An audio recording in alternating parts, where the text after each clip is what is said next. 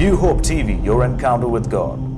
Today I want to talk to you about altars. और देखिए आज हम चर्चा करने जा रहे हैं वेदियों के बारे में। Defining altars is very simple, where humanity meets divinity. और देखिए वेदी को अगर आप परिभाषित करें तो बड़ा सरल से इस तरह से इसे परिभाषित कर सकते हैं कि जहां पर इंसानियत की मुलाकात दैवीयता के साथ होती है। Modern man is not so much aware of the potential and the impact of altars.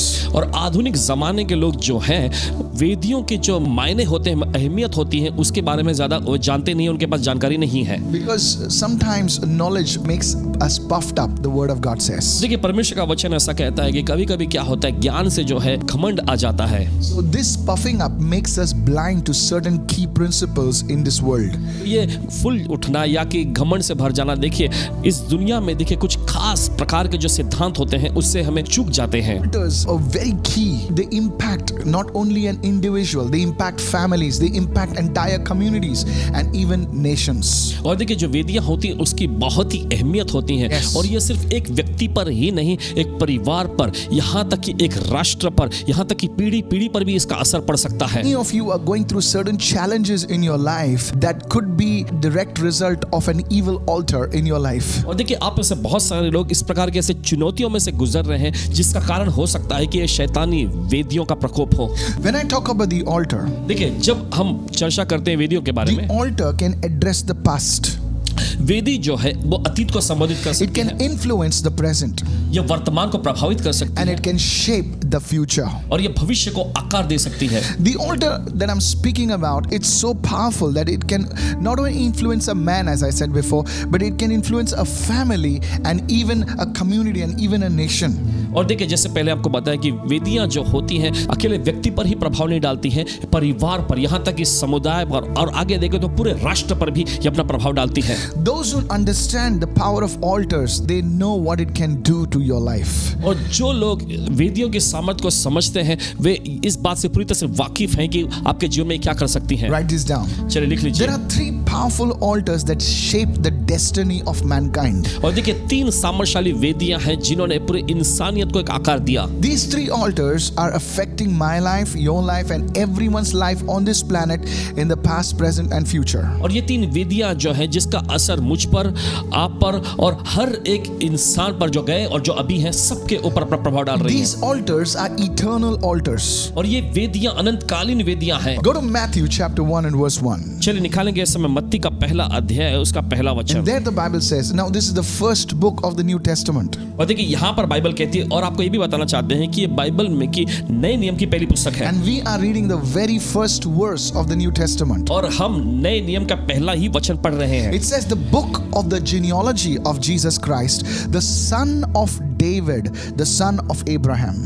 यीशु की वंशावली की पुस्तक, अब्राहम के संतान, दाऊद की संतान। Now many people just read this with a glance, और देखिए बहुत सारे लोग बस एक झट से पढ़ लेते हैं। But it is my duty as a servant of the Lord to open up the scriptures to you, लेकिन ये हमारा कर्तव्य बनता है प्रभु के सेवक के रूप में वचन को आपके लिए खोलें, so that you can see what God wants you to see. ताकि आप उन बातों को देख सके जो परमेश्वर चाहता है कि आप देखें। Now there is a mystery that's hidden in this Matthew 1:1 over here. और देखिए यहाँ पर मत्ती का पहला अध्याय पहले वचन में एक प्रकार का रहस्य छिपा हुआ है। This verse speaks about the generations between David, Abraham, and Lord Jesus Christ. और देखिए ये वचन जो है यहाँ पर यीशु मसीह के बारे में, अब्राहम के और दाऊद की वंशावली के बारे में बताता है। It mentions 3 people over here: यहाँ पर 3 लोगों का नाम जिक्र किया गया है, Abraham, अब्राहम, David, दाऊद and Jesus Christ. और यीशु But Masih. you see, nothing is mentioned in between these people. It speaks about Abraham, it speaks about David, it speaks about Lord Jesus.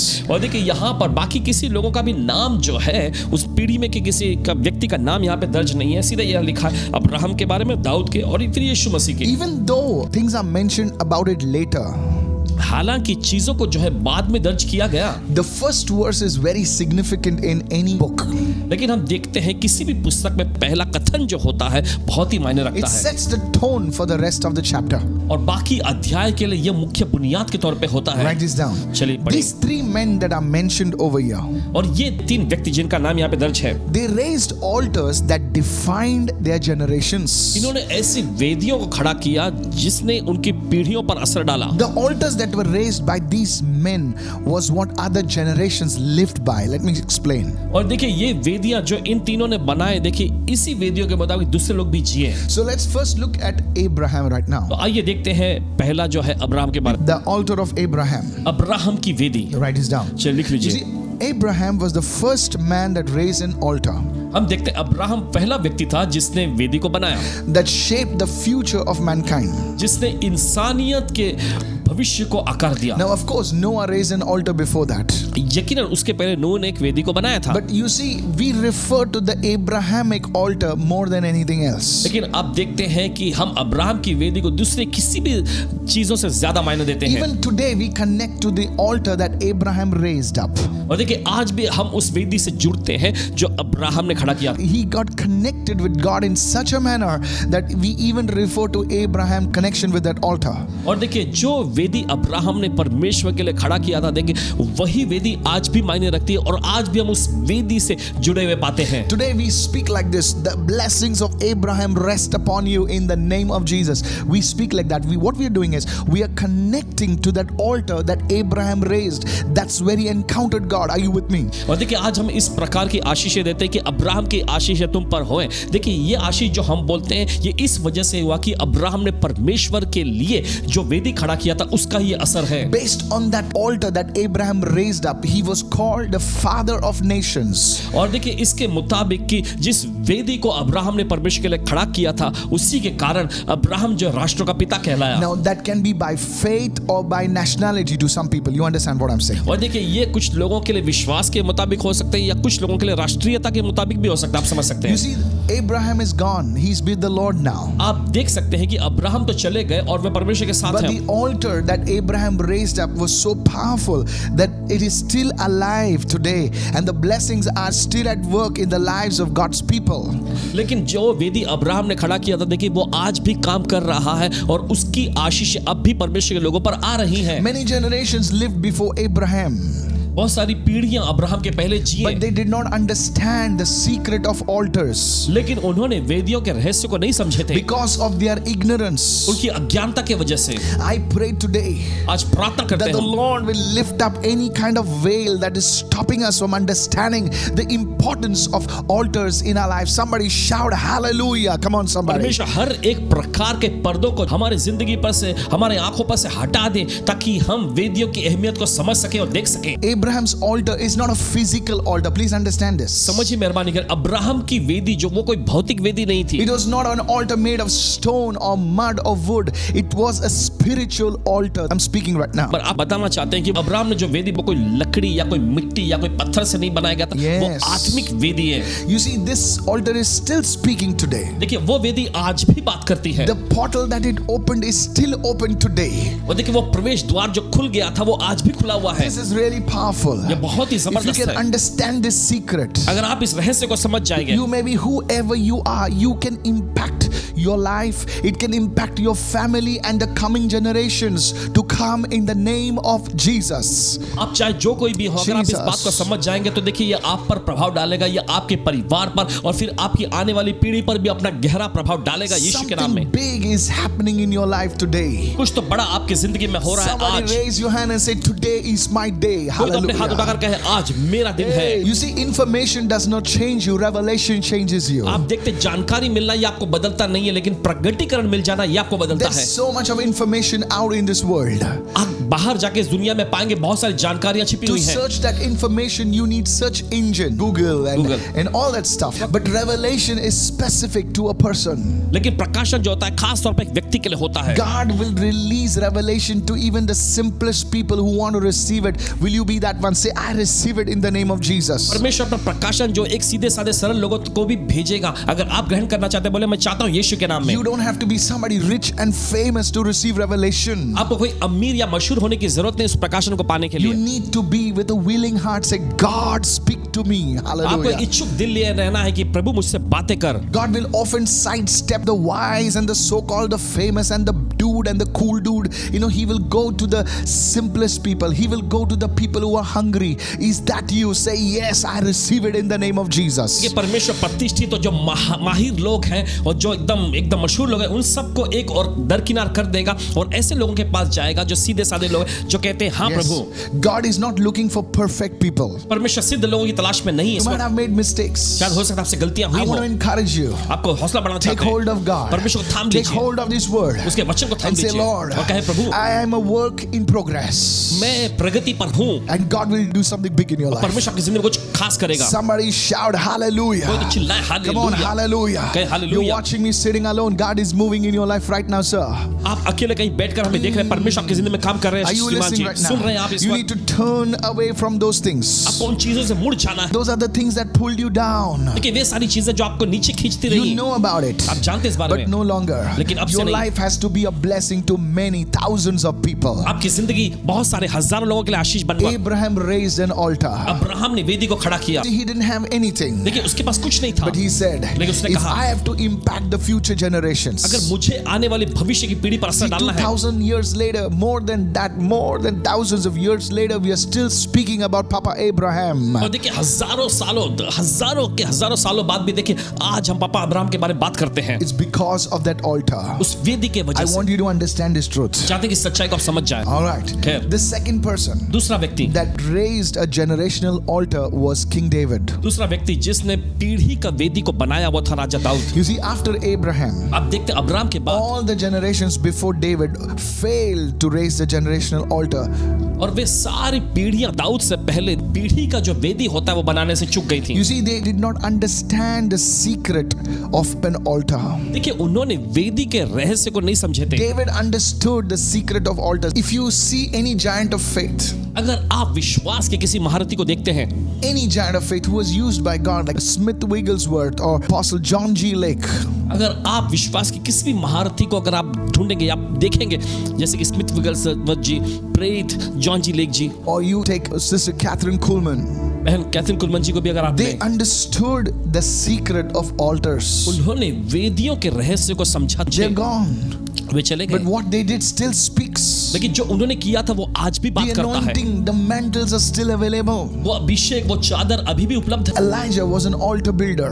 Elia वो भी वेदी को बनाने वाला व्यक्ति था. Today, God is आज receiving this. कोई तो इसे ग्रहण कर रहा Lift your है. hands and say, Holy Spirit, come. अपने हाथ उठाकर कहे पवित्र आत्मा आ. Come on, begin to pray. Holy Spirit, come. प्रार्थना करना शुरू करें पवित्र And आत्मा आ. illuminate our minds and hearts to receive this word right now. और हमारे मन हमारे दिलों को प्रकाशित कर दे इस वचन को ग्रहण करने के In लिए. the name of Jesus. यीशु के नाम में. Somebody say, I receive it. कोई कहे मैं ग्रहण करता. Let's go to 2 Samuel chapter 24. चलिए जाते हैं इस समय दूसरे शमूएल की पुस्तक में उसका 24वां. And let's read verse 20 onwards. और आइए पढ़ेंगे उसे 20 वचन से. Now Araunah looked and saw the king and his servants coming towards him. जब अरौना ने दृष्टि कर दाऊद को कर्मचारियों समेत अपनी ओर आते देखा, So Araunah went out and bowed before the king with his face to the ground. तब अरौना ने निकलकर जमीन पर मुंह के बल गिरकर राजा को आराधना Now दंडवत please की. understand, let me tell you about the background. और बताने दीजिए इसके पीछे की पार्श्वभूमि बताते हैं. There was a plague that had hit Israel एक प्रकार की भारी महामारी जो है इजराइल में फैल गई थी and nothing could stop it. और कोई भी चीज उस महामारी को नहीं रोक And पा रही God थी. spoke to David through his prophet और परमेश्वर ने अपने भविष्यवक्ता के जरिए दाऊद से बातें की how he could stop the कि plague. कैसे उस महामारी को वो रोक सकता है. And that's what brought King David to the threshing floor of Araunah. और इसी वजह से हम देखते हैं कि वहां पर दाऊद जो है अरौना के दाग के बारे में आया. Read verse 21. अब पढ़ेंगे 21 Then वचन. Araunah said, Why has my lord the king come to his servant? और अरौना ने कहा मेरा प्रभु राजा अपने दास के पास क्यों आया है. And David said, दाऊद ने कहा To buy the threshing floor from you. Why? To build an altar to the Lord, that the plague may be withdrawn from the people. तुझसे यह खलिहान मोल लेने को आया हूं कि यहोवा की एक वेदी बनवाऊं इसलिए कि यह महामारी प्रजा पर से दूर की जाए. Notice, David correct. understood that the altar was significant so that it could not only stop the plague, but it could impact his entire kingdom. और देखिए दाऊद ने इस बात को समझ लिया था कि वेदी जो है बहुत ही अहमियत रखती है और इससे यह महामारी रुक सकती है और सिर्फ उस पर ही नहीं उसके पूरे राज्य पर इसका असर पड़ सकता है. Something about an altar वेदी के बारे में कुछ that खास will बात, influence the affairs of men, that will influence the things that people are going through in a particular kingdom, in a particular nation, in a particular family. Please understand this. Don't let it just fly over you. Please understand this. और वेदी के बारे में से एक खास बात जो इंसानों के पूरे कार्य पर, उनके पूरे जिंदगी पर असर डालती है, यहाँ तक कि जिस देश में, जिस राज्य में, जिस प्रांत में भी वो Yes. रह रहे हैं, उस पर भी वे असर डाल सकती हैं। तो आपसे कहना चाहते हैं, गंभीरता से सुने, ऐसे ही इसे जाने मत दीजिए। Verse 22 now. अब 22वां, Now Araunah said to David, Let my lord the king take up and offer up whatever seems good to him. अरौना ने दाऊद से कहा, मेरा प्रभु राजा जो कुछ उसे अच्छा लगे उसे लेकर चढ़ाए। Look, here are the oxen for burnt offering, threshing implements, yokes of the oxen for wood. All this, O King Araunah, has given to the king. देख, होम बलि के लिए तो बैल हैं और दावने के हथियार और बैलों का सामान, ईंधन का काम देंगे। यह सब अरौना ने राजा को दे दिया।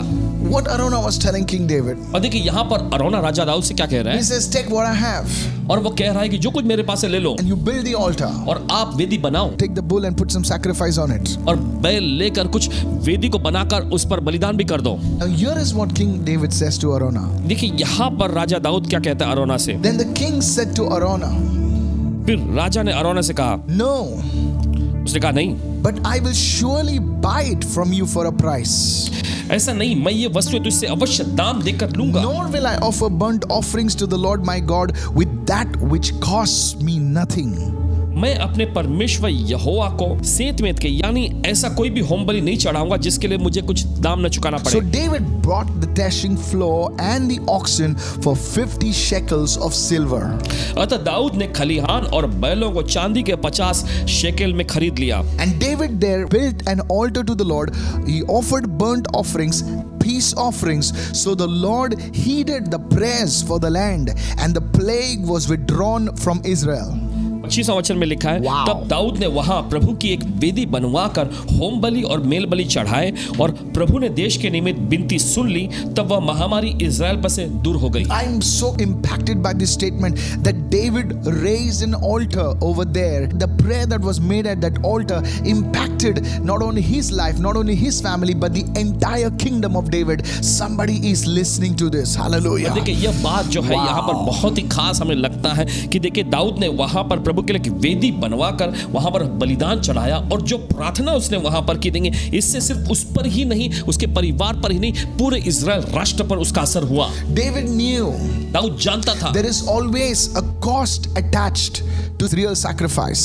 असलियत का जो बलिदान होता है उसमें हमेशा कुछ ना कुछ दाम जुड़ा रहता है। You know, God is not interested in cheap stuff. देखिए परमेश्वर सस्ती चीजों में दिलचस्पी नहीं रखता, He's interested in sacrifice. वो बलिदानों में दिलचस्पी रखता है। It was concerning salvation, redemption of man. देखिए जब इंसानों के उद्धार, छुटकारे के बारे में बात आई, He offered his best, तब उसने अपना श्रेष्ठ पेश किया। his own son. God so loved the world that he gave his sacrifice, his only son, so that we could have redemption. उसने अपना इकलौता बेटा दे दिया। परमेश्वर ने जगत से इतना प्रेम किया कि उसने अपना इकलौता पुत्र दे दिया। देखिए उसने दिया, उसने बलिदान कर दिया ताकि हम छुटकारा उठा Prophetically, पाए। David understood that there's always a cost attached to sacrifice, and he was willing to pay the sacrifice to be of good quality before the Lord. और देखिए भविष्यवक्ताई तौर पर दाऊद ने इस बात को समझ लिया कि वेदी के साथ, बलिदान के साथ हमेशा कुछ ना कुछ दाम जरूर जुड़ा रहना चाहिए, और इस वजह से हम देखते हैं कि उसने उस बलिदान को एक गुणवत्ता का बलिदान के रूप में तैयार किया। Today we have access to the blessings of Abraham because of the sacrifice of Jesus. Are you getting me right now? और देखिए आज हमारी पहुंच अब्राहम की आशीष तक हो सकती है यीशु के बलिदान की वजह से। It's not only enough to talk of Abraham, we need to model what Abraham did. और देखिए सिर्फ अब्राहम के बारे में बात ही करते नहीं रहना है, लेकिन जो अब्राहम ने किया था उसको भी हमें अपनाना है। What I'm saying is this, और देखिए जो हम कह रहे हैं वो ये है that God has a standard, कि परमेश्वर के पास एक दर्जा है, and throughout the Bible, और पूरे बाइबल भर में God will never lower his standard for anybody. परमेश्वर किसी के लिए भी अपना दर्जा घटाता नहीं है। Grace is not a lowering of the standard, grace is an increase of the standard. I hope you और understand me. देखिए अनुग्रह जो होता है उस दर्जे को घटाता नहीं है, लेकिन अनुग्रह जो है दरअसल उस दर्जे को और भी बढ़ा देता, ऊंचा करता The है। law is of a lower standard, but grace is of an even higher standard. और व्यवस्था Yes. जो है वो तो निचले स्तर तक के लिए है, लेकिन अनुग्रह जो और भी ऊंचे स्तर के लिए है। Let me explain. चलिए बताने दीजिए। For example, उदाहरण के रूप में the law said, व्यवस्था ने कहा you shall not murder somebody. तुम किसी की हत्या न You करना, shall not kill. तुम किसी को न मारना। But grace says लेकिन अनुग्रह कहता that है you cannot speak a wrong word to your brother. कि तुम अपने भाई के खिलाफ में कुछ गलत शब्द भी नहीं You बोल will be सकते in danger of hellfire. और नरक की आग के काबिल हो Now जाओगे। this तो is just an example. Let me give you one more so that you चलिए will और एक बात understand. बताने दीजिए। The law said व्यवस्था ने कहा you should not commit तुम्हें adultery. व्यभिचार नहीं करना है, You know the word commit, but the grace says लेकिन अनुग्रह कहता है you shall not even look in that manner. कि तुम्हें उस नजर से देखना भी नहीं है। You see how the law is and how grace is. तो आप देख सकते हैं कि कैसे व्यवस्था का स्तर और कैसे अनुग्रह का स्तर God है। will never lower his standard, people of God. परमेश्वर के लोगों, परमेश्वर अपना स्तर, अपना दर्जा कभी नहीं घटाएगा। You see Abraham. आप देखते हैं अब्राहम Look को, at David. दाऊद को देखें, Look at the giants of faith. और जो विश्वास के महारथी हैं उनको They देखें, met God's standard. उन्होंने परमेश्वर के दर्जे से So मुलाकात की we है। don't have any excuse in our time for not living up to God's standard. और इसी वजह से देखिए हमें हमारे इस जमाने में कोई बहाना नहीं है हमारे पास कि हम परमेश्वर के दर्जे में ना जी सकें। What did Abraham sacrifice? Abraham ने क्या बलिदान किया? It was not Isaac that God really wanted. ये इसहाक नहीं था जो परमेश्वर दरअसल It चाहता was था, what Abraham loved that God wanted. लेकिन ऐसा था कि अब्राहम जिससे प्यार करता था वो परमेश्वर चाहता था। Isaac was what Abraham really loved because you see, he had got him after so much time. And God wanted, he says, will Abraham put me first or is it going to be Isaac? So God wanted what Abraham loved. तो आप देखते हैं Abraham इसहाक से बहुत प्यार करता था क्योंकि काफी लंबे समय के बाद वो उससे जन्मा था, और देखिए इसकी वजह से अब्राहम इसहाक से बहुत प्यार करता था। परमेश्वर ने इस बात को जाना और परमेश्वर ने कहा कि मैं परखना चाहता हूं कि अब्राहम जो है वो मुझसे ज्यादा प्यार करेगा या इसहाक से ज्यादा प्यार करेगा, Let me take इसलिए it- परमेश्वर ने इसहाक के लिए मांगा। Let me take it a little deeper right चलिए now. बता दीजिए और थोड़ा गहराई में And I'll जाते show you the power behind an altar. हैं और बताते हैं उस वेदी के पीछे की सामर्थ्य को। Genesis 22 verse 2 right now. उत्पत्ति का 22वां अध्याय उसका दूसरा Then वचन। God said, फिर परमेश्वर ने कहा, take now your only son Isaac, परमेश्वर ने कहा अब अपने इकलौते पुत्र इसहाक को ले whom you love, जिससे तू प्यार करता and है, go to the land of Moriah and offer him there as a burnt offering and one of the mountains which I will tell you. साथ लेकर मोरिया देश में चला जा और वहां उसको एक पहाड़ के ऊपर जो मैं तुझे बताऊंगा होम बलि करके चढ़ा। Now please understand, अब मेहरबानी करके समझिए, what God needed on the altar was to test Abraham, whom he really loved. देखिए परमेश्वर जो चाहता था अब्राहम से, दरअसल वो ये था कि परमेश्वर अब्राहम को परखना चाहता था कि किससे ज्यादा वो प्यार करता I है। believe if Abraham loved Sarah more than anything else, then God would have told him to put Sarah on the altar. हमें पूरा यकीन है कि अगर अब्राहम ने दूसरी सभी चीजों से ज्यादा प्रेम किया होता तो परमेश्वर ने अब्राहम से सारा को ही वेदी पर चढ़ाने के लिए कहता। Why was Abraham's altar so powerful? क्यों अब्राहम की वेदी बहुत ही सामर्थ्यशाली है? It's because he put something on the altar that really cost him. क्योंकि उसने कुछ ऐसा वेदी पर रखा जो उसके लिए बहुत ही दाम चुकाने जैसा था। Please understand this. अब समझिए Pastor, what are you trying to say? बात आप कहना क्या चाहते हैं? Prayer is good. प्रार्थना करना अच्छा है, But prayer, it's not just prayer. Prayer has to cost you. There are some of you get up in the early morning and you pray.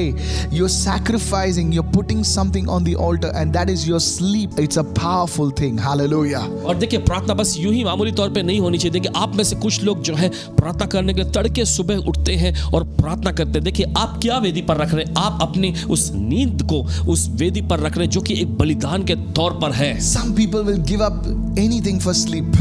कुछ लोग नींद के लिए कुछ भी त्यागना पसंद करेंगे। Are you listening? For some people, sleep is next to God, you know. और देखिए I'm just kidding. कुछ लोगों के लिए तो उनका सोना जैसा है, उनकी नींद लेना ये तो परमेश्वर के जैसा ही है So उनके लिए। when you sacrifice that and that's what you love and you put it on the altar and saying, God, I love you so much. I love you more than my sleep. Boom, you see the fire will fall. तो जब आप अपनी उस नींद को लेकर बलिदान चढ़ाने के लिए उस वेदी पर रखते हैं, परमेश्वर से कहते हैं कि परमेश्वर मैं अपनी नींद आपके लिए बलिदान करता हूं, देखिए परमेश्वर की आग उतर आएगी उस वेदी पर। Why is fasting so powerful? और क्यों उपवास करना बहुत सामर्थ्यशाली है? Because you see, food is such a basic need of man. क्योंकि आप देखते हैं खाना पीना जो है इंसानों की सबसे मौखिक चीज है। And when you say, God, I put my food on the altar for you, I don't eat that, something that you love. आप देखते हैं, आप कहते हैं कि परमेश्वर मैं अपने खाने पीने की चीजों को वेदी पर रखता हूं। देखिए कुछ ऐसा जिससे आप बहुत प्यार करते हैं आप वेदी पर रखते हैं। God gave us His best, and when we give Him and we put those things on the altar, you see, that's where an encounter will take place. और देखिए परमेश्वर ने अपना श्रेष्ठ हमारे लिए दिया, और जब हम अपने इन चीजों को वेदी पर रखते हैं बलिदान के तौर पे, तो देखिए वहीं पर परमेश्वर से हमारी मुठभेड़ होगी। Your time, आपका समय, your finance, आपका पैसा। You know, many people they oh, why do they want money?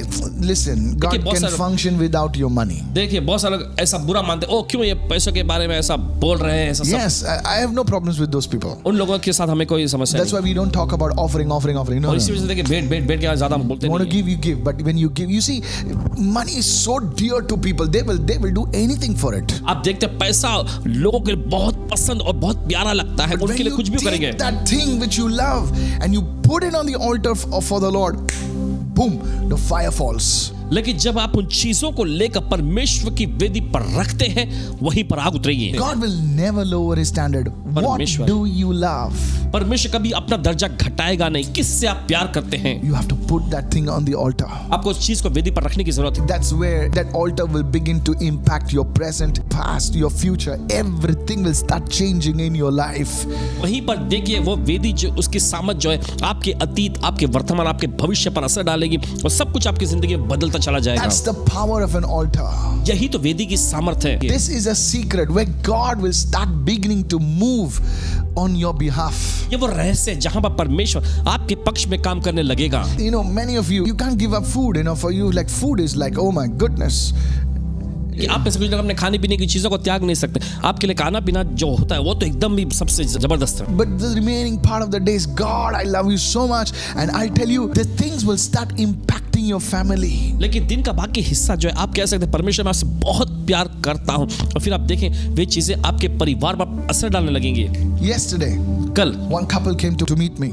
एक जोड़ा आया पासवान जी से मिलने को, And that man said, और उस व्यक्ति ने कहा, he said, Pastor Mike, उन्होंने कहा पासवान Michael ji, for others it has been a lockdown, दूसरों के लिए लॉकडाउन है, but for me लेकिन मेरे लिए it was a breakthrough. ये एक आश्चर्यकम है। He says my salary went to a whole new level, और मेरी तनख्वाह जो है बिल्कुल अलग ही स्तर में चली गई and है। I was so happy to hear it. और पासवान जी सुन के बहुत He खुश says हुए। that's not all. और सिर्फ इतना ही नहीं, God blessed me with a house. परमेश्वर ने मुझे घर से आशीषित किया And है। he brought his papers. I prayed over those papers. उन्होंने कागजात को लाया, पासवान जी उनके लिए प्रार्थना की। And I was like, okay, praise God, now that is it. Wow, wow, wow. Paswan ji कहने लगे, चलो ठीक है, He said, परमेश्वर no, की स्तुति Pastor, हो। there's something more. उन्होंने कहा नहीं और भी कुछ है। I was like, whoa, this has to be God. Paswan ji कहने अरे ये तो परमेश्वर का ही काम है। He said, Pastor, I've even floated my new business. उन्होंने कहा कि पासवान जी हमने तो नए व्यवसाय में भी And my कार्य डाला, business started picking up और हमारा व्यवसाय जो है ऊंचा उठने लगा है। in these times. और इस समय में And I understood और पासवान जी समझ गए what was the reason for it. इसके पीछे उद्देश्य क्या Because था। there was an altar in his life that was in position.